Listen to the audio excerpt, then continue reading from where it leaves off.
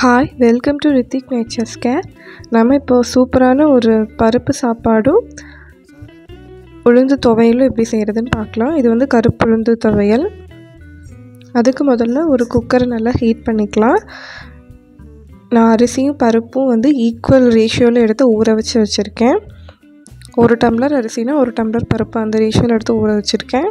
இப்போ அடுப்பு ஹீட் ஆனோடனே கொஞ்சம் ஆயில் ஆட் பண்ணிக்கலாம். ஒரு வெங்காயம் கட் பண்ணி ஆட் பண்ணியிருக்கேன். நீங்கள் செய்கிற குவான்டிட்டிக்கு ஏற்ற மாதிரி வெங்காயத்தை வந்து இன்க்ரீஸ் பண்ணிக்கலாம். வெங்காயம் வந்து கொஞ்சம் வதங்கட்டும். இப்போ இது கூட ஒரே ஒரு பச்சை மிளகாய் ஆட் பண்ணியிருக்கேன். என் பையன் காரம் சாப்பிட மாட்டான், அதனால் 1 மட்டும் ஆட் பண்ணியிருக்கேன். உங்களுக்கு வேணும்னா 2 இல்லை 3 ஆட் பண்ணிக்கலாம். கொஞ்சம் கருவேப்பிலை ஆட் பண்ணியிருக்கேன். வேறு இந்த இஞ்சி பூண்டு அந்த மாதிரிலாம் எதுவுமே போட தேவையில்லை, ரொம்ப ஈஸியாக செஞ்சிடலாம்.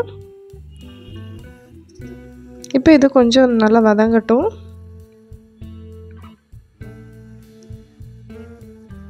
இப்போ இது கூட ஒரே ஒரு தக்காளி ஆட் பண்ணியிருக்கேன்.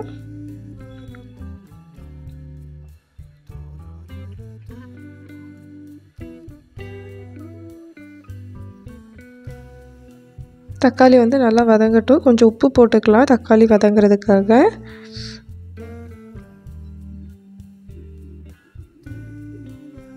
இப்போ நான் கொஞ்சம் மஞ்சள்தூள் ஆட் பண்ணியிருக்கேன்.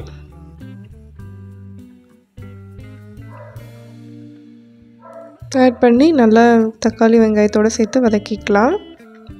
கொஞ்சோண்டு ஒரு 1/4 ஸ்பூன் வந்து சாம்பார் தூள் ஆட் பண்ணியிருக்கேன். ஒரு ஃப்ளேவருக்காக ஆட் பண்ணியிருக்கேன். உங்களுக்கு வேணும்னா ஆட் பண்ணிக்கலாம், இல்லைன்னா நீங்கள் ஸ்கிப் பண்ணிக்கலாம். பட் ஆட் பண்ணால் கொஞ்சம் நல்லாயிருக்கும், அதுக்காக. இப்போ ஊற வச்ச அரிசி பருப்பை வந்து கழுவி இதில் ஆட் பண்ணிக்கிறேன். ஆட் பண்ணிவிட்டு தேவையான அளவுக்கு தண்ணி ஆட் பண்ணிக்கலாம். ஆட் பண்ணிவிட்டு உப்பு செக் பண்ணிக்கலாம். இது வந்து ரொம்ப ஈஸியாக செஞ்சிடக்கூடிய சமையல். என்ன சமைக்கிறதுன்னு யோசிக்கிற டைமில் வந்துட்டு இதை சீக்கிரமாக செஞ்சிடலாம். டேஸ்ட்டும் வந்துட்டு சூப்பராக தான் இருக்கும். அவ்வளோதான், இதை மூடி வச்சிடலாம். நெக்ஸ்ட்டு வந்துட்டு கருப்புளுந்து சட்னி அரைக்கிறதுக்கு ஒரு பேனில் ஒரு 4 to 5 ஸ்பூன் கருப்புளுந்தை போட்டு ட்ரை ரோஸ்ட் பண்ணிக்கலாம். இது வந்து நல்லா கலர் மாறணும். இது பாதி ரோஸ்ட் ஆனதுக்கப்புறம் ஒரு 2 ஸ்பூன் ஆயில் விட்டு ரோஸ்ட் பண்ணிக்கலாம்.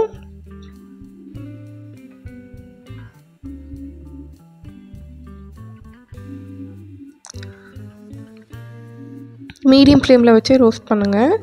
ஹை ஃப்ளேமில் வச்சா டக்குன்னு கரிஞ்சிற மாதிரி ஆயிரும். அப்புறம் சட்னி வந்து கசப்பாக இருக்கும், நல்லா இருக்காது.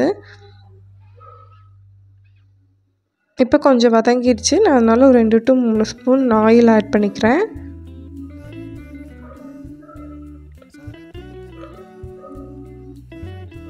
இது வந்து தனியாக எடுத்து வச்சுட்டு மறுபடியும் நம்ம மிளகாய் தேங்காயெலாம் இது வறுக்கணும். நான் அதுக்கு ஒரே அடியாக இப்படியே வறுத்துக்கலாம் அப்படின்னு சொல்லிட்டு ஆட் பண்ணிட்டேன். இப்போ இது கொஞ்சம் நல்லா கலர் மாறணும்.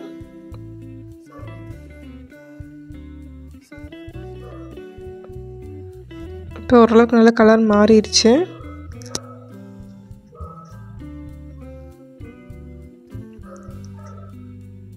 இப்போ இது கூட ஒரே ஒரு மிளகாய் ஆட் பண்ணியிருக்கிறேன். உங்கள் காரத்துக்கு ஏற்ற மாதிரி நீங்கள் ஆட் பண்ணிக்கலாம்.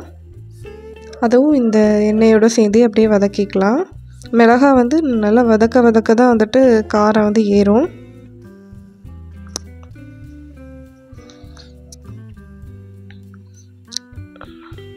இப்போ நான் ஒரு 4 to ஒரு 1/4 கப் தேங்காய் துருவி வச்சுருக்கேன்.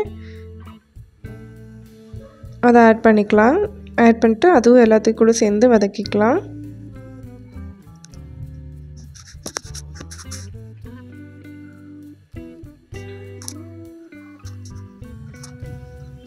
இந்த துவையல் வந்துட்டு ரொம்ப ஈஸியான துவையல் தான். நம்ம சைட் டிஷ் இல்லைன்னு யோசிக்கும் நேரத்தில் வந்துட்டு இதுவும் நம்ம வந்து செஞ்சிடலாம். அண்ட் வந்து ரொம்ப ஹெல்த்தியும் கூட.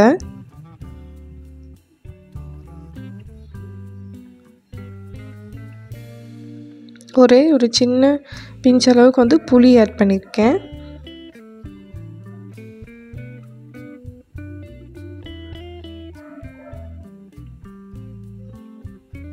தேங்காய் வந்து நல்லா ப்ரௌன் கலர் ஆயிடுச்சு.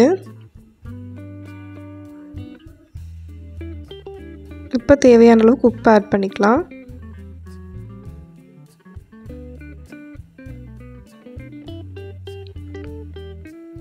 அவ்வளோதான், ஆற விட்டு அரைச்சிடலாம். இதை லைட்டாக தண்ணி தெளித்து மட்டும் அரைச்சா போதும்.